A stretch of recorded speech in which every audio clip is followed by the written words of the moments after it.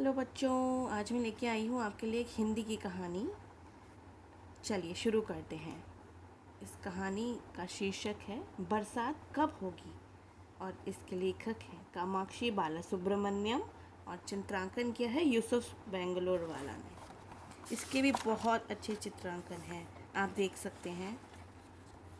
मुझे ऐसी किताबें बहुत पसंद हैं जिसमें इतने बड़े बड़े चित्र बने होते हैं, बच्चों को पढ़ने में और समझने में आसानी होती है।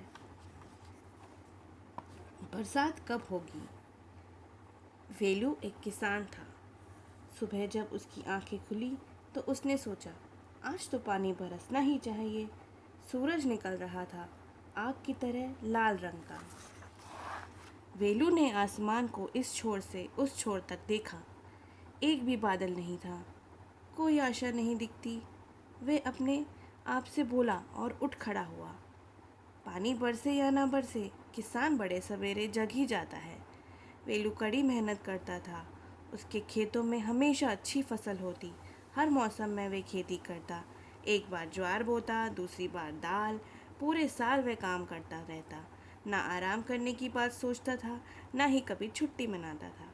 जब से खेत की ज़मीन उसे मिली थी, तब से लगातार 6 वर्ष से ही इसी तरह वह काम करता रहा है। लेकिन ये साल फर्क निकला। गर्मी समाप्त होने के बाद भी इस बार पानी नहीं बरसा।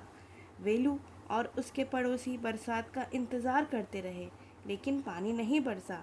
दिन, हफ्ते, महीने गुजरते चले गए, लेकिन पानी बरसा ही नहीं। खेतों की देखभाल नहीं हो पाई। धरती सूखकर कड़ी हो गई और उसमें दरारें पड़ गईं। सूखी धरती खाली पड़ी थी और किसान उम्मीद पर जी रहे थे। हर दिन वे सोचते कि आज तो पानी बरसेगा ही। किसी ने कहा, हमें पशु बलि देनी चाहिए, उससे देवता प्रसन्न होंगे और वे हमारे लिए बरसात भेज देंगे। लेकिन वेलू ने ये बात नहीं मानी। उसने कहा, हर साल बिना किसी की बलि दिए ही बरसात होती रहती है। मुझे ये बात समझ में नहीं आती कि बकरे की बलि देने से ही बरसात कैसे हो जाएगी। उसने तय किया कि वह शहर जाएगा और मौसम विभाग में किसी से पूछेगा। लेकिन मौसम विभाग के लोगों ने बताया कि वे इस बारे में ठीक ठीक कुछ नहीं बता सकते कि कब बादल घिरेंगे और कब बरसात होगी। उन्होंने अचरज से कहा, हमें इस बारे में खुद कुछ समझ में नहीं आ रहा है। सब कुछ वैसे ठीक ठाक लगता है, लेकिन फिर भी पानी नहीं बरस रहा। अजीब बात है। वेलू भी खुद कुछ समझ नहीं पा रहा था। वह हरा थका अपने गांव लौटने लगा। उसे प्यास लगी थी और रास्ते की धूल के कारण वह खांसने छींकने लगा। छू। तब उसने सोचा कि वह थोड़ी देर आराम कर ले। उसने सामने एक बड़ा पेड़ देखा। उसकी छांव ठंडी और अच्छी लग रही थी। जैसे ही वह वहां जाकर बैठा, उसने देखा एक बुढ़िया भी धूप से बचने के लिए उस पेड़ की छांव में बैठी है। उसके शरीर पर झुर्रियाँ थी, लेकिन जब वह मुस्कराती तो उसकी आंखें चमकने लगती थी। उसने वेलू की तरफ देखा तो उसकी मुस्कान फैल गई और झुर्रियाँ गहरी हो गई। क्यों मुस्कुरा रही हो अम्मा? वेलू ने पूछा। जब पानी ही नहीं बरसा तो मुस्कुराने को क्या है? हाँ हाँ, तुम ठीक बोल रहे हो, बुढ़िया ने कहा और उसकी मुस्कान गायब हो गई। मुझे समझ नहीं आता कि मैंने ऐसा क्या किया जो ये फल मिला है, वेलू बोलने लगा। मैंने बहुत मेहनत और ईमानदारी से काम किया है, लेकिन फिर भी मुझे सज़ा मिल रही है। बिना बरसात के मैं खेत नहीं जोत सकता हूँ, और अगर मैं खेत नहीं जोतूँगा तो फसल कैसे पैदा होगी? फिर क्या होगा मेरा? मैं अपने परिवार को क्या खिलाऊँगा? यह बात वह कड़वे मन से पूछ रहा था, किसी खास आदमी से नहीं। लेकिन बुढ़िया को लगा कि वह उसके सामने अपने मन की बात कह रहा है। बुढ़िया ने पूछा, शायद तुमने ज़रूरत से ज़्यादा मेहनत की है बेटे। क्या मतलब है तुम्हारा? क्या कोई ज़रूरत से ज़्यादा मेहनत कर सकता है? मैंने तो केवल वही काम किया है जो हर मेहनती करता है। मैं काम करता रहूँगा और बूढ़ा होने तक कभी आराम नहीं करूँगा। ये पहली बार हुआ है पिछले 6 वर्षों में कि मैंने खेत जोता और ना कुछ बोया। उफ, कोई काम ना कर पाना कितना मुश्किल है। वेलू ने ये बात कुछ नाराज़ होकर कही। पर बेटे, वही बात तो मैं कह रही थी। अभी तुमने ताकत है, तुम बिना रुके लगातार काम कर सकते हो। लेकिन तुमने कभी ज़मीन के बारे में भी सोचा है? ज़मीन भी तो काम करती है। जब तुम हल चलाते हो, बीज बोते हो और पौधे रोपते हो, ज़मीन बरसों से, सदियों से, सच कहें तो हज़ारों वर्षों से काम कर रही है।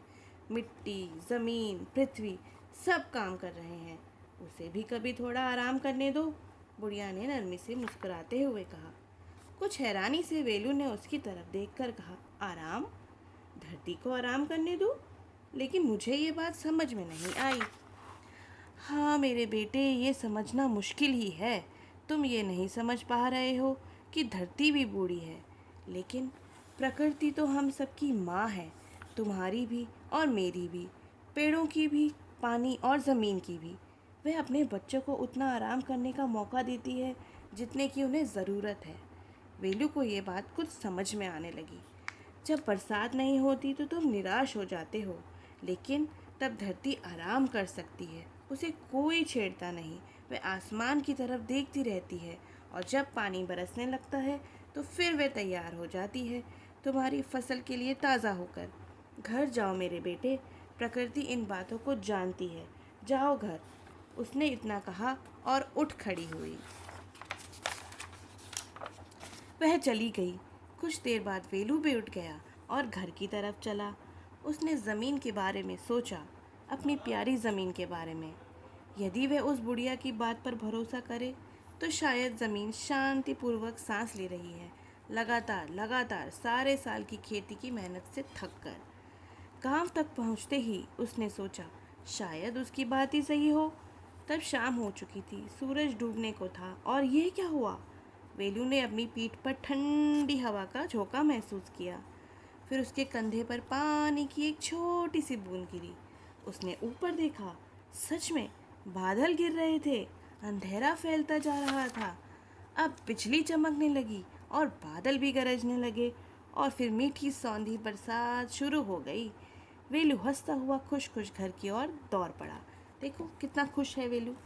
क्या सीख मिलती है इस कहानी से हमें बच्चों, कि हमें अपनी धरती माँ को भी थोड़ा सा आराम करना देना चाहिए ताकि वो हमें फिर से फल दे सके, फसलें फिर से उग चुके।